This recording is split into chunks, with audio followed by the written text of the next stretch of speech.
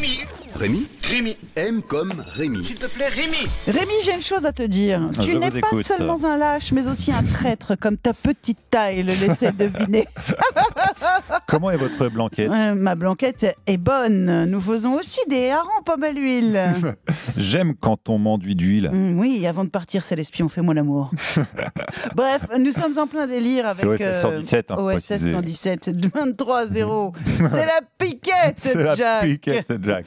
Bon, évidemment, si vous ne connaissez pas OSS 117, ça ne vous fait pas Ça marrer. ne marche pas. Si vous connaissez, vous êtes comme nous et vous hurlez de rire. Rien que l'idée de le revoir, ça m'enchante. Ouais. Il n'est pas sujet pour nous, puisque nous sommes mardi, de parler de cinéma ou de Jean Dujardin. Non. Pas du tout. Mais nous allons faire le tour de toutes les actus à côté desquelles je suis passée grâce à Rémi. Au sommaire aujourd'hui, je vous présenterai une Normande qui n'a pas froid aux yeux, ni aux mains, ni aux pieds, ni partout en fait. On prendra des nouvelles de notre championne du monde de cri de mouette qui est en train de devenir une star. Et puis je vous raconterai l'histoire de cet avion de la British Airways qui atterrit par erreur à Édimbourg au lieu de Düsseldorf. C'est pas pareil. RMC, M comme Remarque, c'est mieux. Rémi.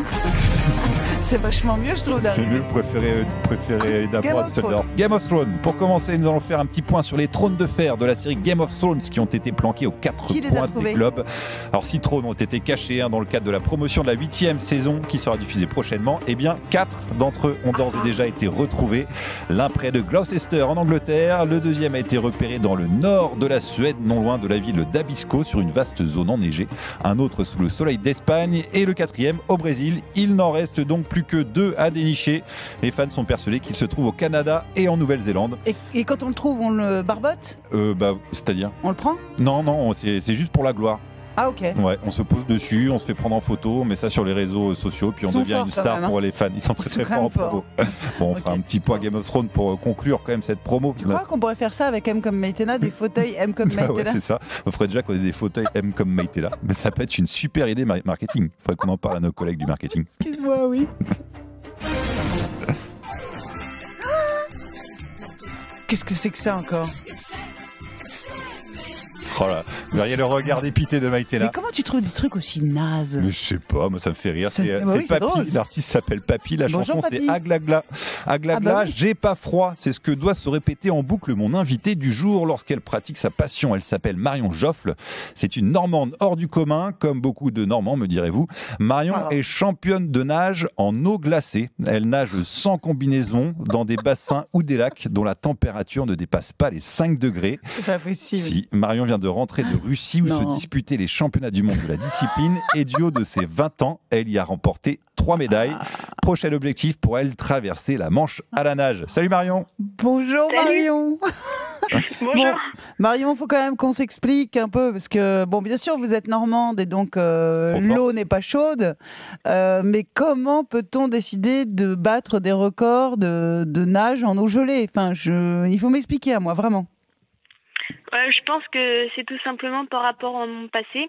Ouais. Et j'ai envie en fait de prouver que je suis vivante et que j'ai envie de faire plein de choses et que ma vie soit vraiment enrichie de plein d'aventures. Alors, racontez-nous ça, parce que... Racontez-nous.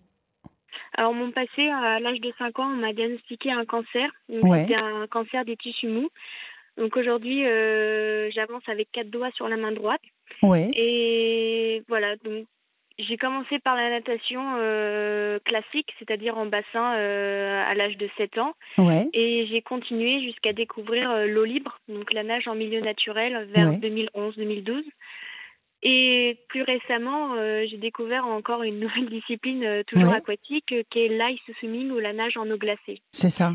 Alors, en eau glacée, Marion, est-ce que ça veut dire qu'on nage dans une eau très froide ou on nage dans une eau sur laquelle il y a une couche de glace? Non, il faut que l'eau soit entre 0 et 5 degrés. D'accord. Donc, il n'y a pas de glace. Il n'y a pas de glace formée. Il peut, mais en général, avec le mouvement des nageurs, l'eau n'a pas le temps de geler, entre guillemets, si l'eau est à 0. Et pourquoi est-ce que le fait de nager dans une eau froide, c'est différent de nager dans une eau libre? Tout simplement, déjà, dès qu'on rentre dans une eau froide, les muscles se contractent, Oui. la respiration aussi. Ouais. Donc, c'est tout un paramètre à gérer. la technique de nage est différente. On n'a pas le droit de mettre entièrement la tête sous l'eau. Ouais. Donc, il n'y a pas de plongeon, il n'y a pas la fameuse culbute en crawl, par exemple. Ouais. Quand vous arrivez au bout du truc pour repartir dans l'autre sens, c'est ce qu'on appelle la culbute, ouais. Et vous pouvez rester combien de temps dans l'eau, Marion? Dans ces eaux à moins de 5 degrés, c'est incroyable. Alors, la plus grande distance que j'ai parcourue, c'est l'épreuve reine, c'est le 1000 mètres. Donc, pour ma part, mon meilleur temps que j'ai effectué en Russie, c'est 13 minutes et 43 secondes. C'est beaucoup, dans hein. une eau à 0 degré. C'est beaucoup, beaucoup. Alors, Alors après, la cryothérapie est en train de se développer de manière extraordinaire. Les athlètes ont recours à la technique du froid pour se remettre les tendons, les articulations, etc. Et d'ailleurs, vous le sentez, vous, Marion, l'effet du froid sur votre corps? Le froid est complètement différent dans l'eau froide, tout simplement parce que la peau absorbe de l'eau. Donc du coup, le froid pénètre à l'intérieur, comparé à une cryothérapie où c'est généralement 3 minutes maximum. C'est ça, bien sûr. C'est vraiment que la peau qui est refroidie. Ouais. Donc en fait, c'est beaucoup plus fatigant une discipline en eau glacée qu'une cryothérapie. Faut quand même qu'on explique, parce que ça, moi, je trouve ça absolument passionnant ce que vous faites, parce que c'est vraiment, il faut bien comprendre que notre corps, il a une température à laquelle il doit se maintenir. Et donc, quand vous l'immergez dans une eau à 0 degré, votre corps, il va se battre comme un malade pour que sa température ne baisse pas trop, parce que c'est une histoire de vie ou de mort, en fait, pour votre corps. C'est ça. Donc, votre corps, il va développer des stratégies exceptionnelles pour vous maintenir. Alors, évidemment, le fait que vous bougiez vous réchauffe. Enfin, je ne sais pas si on peut se réchauffer dans une eau à 0 degré, Marion. C'est compliqué, non? C'est compliqué, oui. Ouais, c'est extrêmement compliqué. Et donc, Marion, en 2020, vous espérez traverser la Manche à la nage. Ça prendrait combien de temps? Alors, au niveau du temps, tout dépend des conditions météo, mais j'espère moins de 10 heures. C'est combien de degrés la Manche? En septembre 2020, je l'estime environ entre 14 et 18 degrés max. Ah bah c'est super chaud pour vous du coup. 14 degrés pendant 10 heures. Une petite thalasso. Après, c'est plus la durée. Donc, mais c'est ça, Marion, 14 degrés pendant 10 heures, comment vous faites? Beaucoup d'entraînement. Je nage 4 heures par jour et quelquefois, je vais en mer pour nager dans les conditions de la Manche. Mais voilà, c'est vraiment beaucoup d'entraînement. Ça vous a ramené loin, cette histoire, en tout cas. Hein, félicitations Marion. pour votre courage. Merci beaucoup. Attends, elle n'est pas obligée. Hein. Oui, c'est vrai. Elle le fait par plaisir. Voilà, bravo, Marion. Merci beaucoup. Merci, Marion. Merci. Vraiment des gens qui font des trucs incroyables. Ouais, quand même. C'est clair. C'est fou. Hein. Et on va maintenant prendre des nouvelles de Justine, une autre personne qui fait des choses un petit peu étonnantes. La championne du monde en titre du cri de mouette. Elle a été couronnée lors du carnaval de Dunkerque cette année. Souvenez-vous, on avait passé un bon moment avec elle dans l'émission. Elle avait bien voulu nous refaire son cri favori. Comment on dit bonjour en mouette, Justine? Oh, vous voulez que je vous le fasse? Non. Attention. Complètement folle.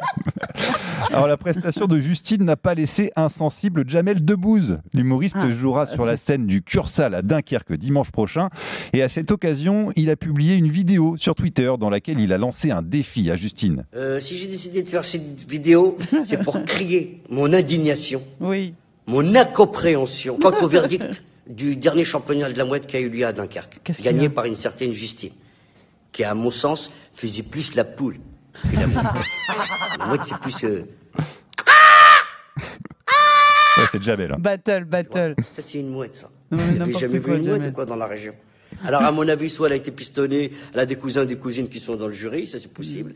Mais sinon je vois pas comment elle aurait pu gagner. Si j'avais été là, Justine, c'est sûr que t'aurais pas gagné. Alors, je te propose un tête-à-tête de mouette. Si t'es une mouette, viens. On va voir qui c'est la mouette de nous deux. On va voir qui c'est la mouette de nous deux. Il a bien chauffé notre championne du monde. Du coup, j'ai rappelé Justine ce matin. Je lui ai demandé si elle allait relever le défi, forcément. Est-ce que vous allez participer donc à ce battle, Justine? Mais bien sûr, on sera là le 31. On est prêts, on va y aller tous ensemble pour lui montrer ce que c'est qu'une vraie mouette. Je pense que c'est plutôt lui la poule, le corbeau. Je pense qu'il a besoin d'une petite leçon. Et on va aller lui apporter dans la joie et la bonne humeur, mais on va lui montrer. Vous allez lui montrer de quelle mouette vous vous chauffez, quoi. Exactement. Oh, je te jure. Rendez-vous est donc pris. C'est énorme. Le battle Justine versus Jamel aura lieu donc. La battle, pardon, oui, c'est une bataille. Ouais. En même temps, j'ai vu que c'est anglicisé. La bataille entre Jamel et Justine aura donc lieu le 31 mars. On vous donnera bien sûr des nouvelles. Jamel tremble, tu vas être miminable. C'est drôle. Sacripouille, coquet, coquin, renard, chenapan, sacripouille, sacré vaurien. Ça vous dit rien ça, ce générique ? Non. C'était un dessiné qui a marqué ma jeunesse, figurez-vous. Un renard qui est détective. Non, ça vous dit rien ? Pas du tout. Ah bon, écoutez, comment ça s'appelait ? Ça s'appelait Moi Renard. Et voilà, c'était un renard qui était détective. Je pense que ça parle à certains de nos auditeurs. Certainement. En tout cas, c'est la chanson Idoine. Pour revenir sur cette info, renard tué dans un poulailler. Une info qui date un peu maintenant, mais ça faisait longtemps que je voulais vous en parler. Maïtena, en Bretagne, les rôles se sont inversés. Un renard s'est fait défoncer par des poules. Beaucoup de poules, 6000 volatiles se sont acharnés sur le canidé qui a été retrouvé mort au petit matin. Le corps criblé de coups de bec. Un terrible fait divers qui m'a fait ravaler tous mes préjugés sur la psychologie des poules, Maïtena. Elles ne sont peut-être pas si bêtes et gentilles que ça, les poules. J'ai voulu en savoir plus. J'ai donc appelé notre comportementaliste animalier favorite. J'ai nommé Claire Bencolila. Voilà. Quelle est la vraie personnalité des poules ? C'est la question que je lui ai posée. Les poules, c'est pas des animaux qui sont particulièrement bisounours, quoi. Elles sont capables aussi de s'attaquer entre elles ou d'attaquer des poules de races différentes. Visiblement, l'effet groupe a fait qu'elles avaient moins peur que si elles étaient toutes seules, quoi. Ah donc sous leurs airs on est des sympas, on fait des cotes-cotes, on fait des petits yeux, finalement, voilà, il y a parfois un diable. Les poules, c'est quelque chose de... Ouais, ça peut être redoutable. Vous êtes prévenus, chers auditeurs, les poules peuvent être redoutables. Le danger poule. Le danger poule. Tu vois, c'est vraiment... Hashtag poule-toi. Hashtag poule-toi. T'as peur des poules, Vincent, ou pas ? Des poulpes. Des poules. Des poules. Mais la peur de sa poule. Tu vois, c'est ça, c'est la grippe aviaire, c'est ça le poule. C'est carnivore une poule, ça peut manger de la viande et tout. Elles ont tué un renard. Elles ont tué un renard. Elles ont tué un renard. Ça m'étonne pas, tous ces volatiles, les autres. Tu n'es jamais fait courser par un tropodon. Ça, c'est des mecs malades, ça fait très peur. Ça fait peur, tout ça. Ça fait mal en plus. Les dindes, tout ça, les oies. Les cygnes, ça me méfier. Comment ça va, Maïtena ? Je vais bien.